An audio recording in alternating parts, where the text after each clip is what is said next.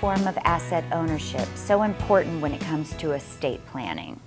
There are many different ways someone can own an asset, and so knowing the document that's going to determine what happens to that asset when a person dies is important.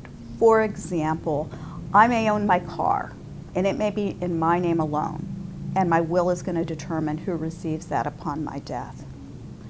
I may own that family home with a sibling, and we may each own a 1/2 interest. So my will controls my 1/2 interest, my sibling's will controls his 1/2 interest. That's important to know. There are other ways that you can own property in common. You may own it jointly with right of survivorship. So many people are familiar with joint bank accounts. If one person dies, the survivor becomes the sole owner of that account. There are other kinds of ways that property can pass independent of a will or trust.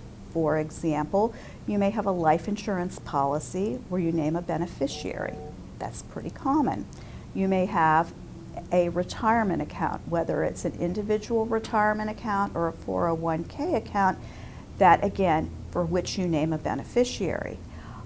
There are other kinds of beneficiary designations. For example, a bank account may be made payable on death to another person. That's a type of beneficiary designation commonly referred to as POD. There is another kind of designation called transfer on death that applies to an investment or securities account. Again, a way to name a beneficiary that will determine who receives that property on your death. It will not be controlled by your will if it's controlled by the beneficiary designation.